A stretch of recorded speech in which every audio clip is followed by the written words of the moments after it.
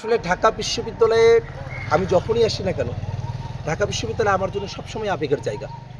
এই ঢাকা বিশ্ববিদ্যালয়ে আমি যখন ভর্তি হই, সেই ২০১৫ সালে ভর্তি পরীক্ষা দিলাম। ২০১৬ সালে আমি ঢাকা বিশ্ববিদ্যালয়ের আইন বিভাগে আমার পড়ালেখাটা শুরু করলাম। বিশ্ববিদ্যালয়ের জিয়া হলে আমি ছিলাম। সেই জিয়া হলে আমার বন্ধুদের সাথে গণরুমে থাকা, সেই গণরুমের স্মৃতিগুলো, সেখানে দুঃসহ স্মৃতিও যেমন আছে, তেমনিভাবে ওই যে গল্প করার মানুষেরা আমার ছিলেন, সেই বন্ধুরা আমার যাদের সাথে আমি গল্প করে রাতের পর রাত আমি কাটিয়েছি, তাদের স্মৃতিগুলো আমাকে বারংবার তাড়া দেয়। কত রাত গিয়েছে আমি এই রাস্তাতে হেঁটেছি আর গল্প করেছি, আস্তিকতা নাস্তিকতা নিয়ে গল্প করেছি রাজনীতি নিয়ে, কত বিষয় নিয়ে, অর্থনীতি সমাজনীতি নিয়ে গল্প করেছি, জীবন দর্শন নিয়ে আমি গল্প করেছি আমার বন্ধুদের সাথে। সেই স্মৃতিগুলো আমাকে তাড়িত করে বেড়ায়। আমি এই বিশ্ববিদ্যালয়ে যখন হলে ছিলাম তখন বারংবার আমি নির্যাতনের শিকার হয়েছি। আমাকে হল থেকে বের করে দেওয়া হয়েছিল, পিটিয়ে চ্যাংদোলা করে আমাকে হল থেকে বের করে দেওয়া হলো ১৮ সালের কোটা সংস্কার আন্দোলন করার কারণে। এরপরে এই বিশ্ববিদ্যালয়ে থাকা অবস্থাতে নিরাপদ সড়ক আন্দোলন দেখা, এই বিশ্ববিদ্যালয়ের একটা বড় সংকট অধিভুক্তি যে আন্দোলন, সেই আন্দোলনে সম্পৃক্ত থাকা, এবং সেই বিষয়টাতে একটা সুরাহা আসলেই আমরা চাই। আমরা ৭ কলেজের যারা শিক্ষার্থীরা আছেন তাদের যে সাফারিং, সেটা ভাই হিসেবে, বন্ধু হিসেবে সেই সাফারিংটা আমাদের সহ্য হয় না, আমরা সেটাকে মানতে পারি না। আমরা চাই আসলেই এই অধিভুক্তির কারণে যে সমস্যা, এটার বাস্তবসম্মত একটা সমাধান হোক।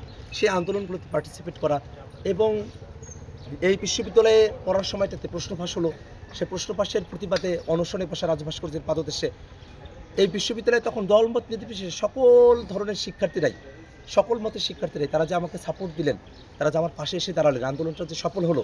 তারপরে ডাকসু নির্বাচন করা, ডাকসু নির্বাচনে এত কারচুপির পরেও শিক্ষার্থীদের ভোটে নির্বাচিত হয়ে আসা, সেই ডাকসুতে কাজের সুযোগ তেমন একটা আমার ছিল না। আমার ১৩ লক্ষ টাকা বাজেট ছিল, আমি মাত্র ৪.৫ লক্ষ টাকা উঠাতে পেরেছিলাম। সেই টাকা দিয়েই যতটুকু পরিমাণে পারা যায় বিশ্ববিদ্যালয়ের জন্য কাজ করা, এবং যে কাজগুলো আসলে টাকা পয়সার উপরে নির্ভরশীল নয়, যেমন গাছের ডাল, শুকনো ডাল ভেঙে মানুষের জীবনহানির মতো ঘটনা ঘটেছে, সেই শুকনো ডাল কাটার ব্যবস্থা করা, রাস্তার কোনো একটা খানাখন্দ যেটা রেজিস্টার বিল্ডিংয়ে গিয়ে, এস্টেট অফিসে গিয়ে এবং রেজিস্ট্রারের সঙ্গে কথাবার্তা বলে সেই জিনিসগুলোকে ঠিকঠাক করা, এই যে ছোটো ছোটো কাজগুলো করা এবং আন্দোলন সংগ্রামের সাথে যুক্ত থাকা। এই বিশ্ববিদ্যালয়ের প্রাঙ্গণে থাকা অবস্থায় জাতির প্রশ্নে, দেশের প্রশ্নে এমন কোনো আন্দোলন নাই যে আন্দোলনটাতে আমরা অংশগ্রহণ করি নাই। প্রত্যেকটা আন্দোলনে অংশগ্রহণ করার সাহসটা আমরা পেতাম।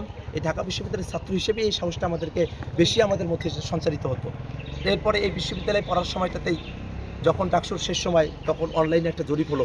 সেই জরিপে আমাকে নিয়ে যে পোস্টটা দেওয়া ছিল, সেখানে সর্বাধিক লাভ রিয়াকশন পড়ল, লাভ রিয়াকশন ফার্স্ট হয়ে আসলো।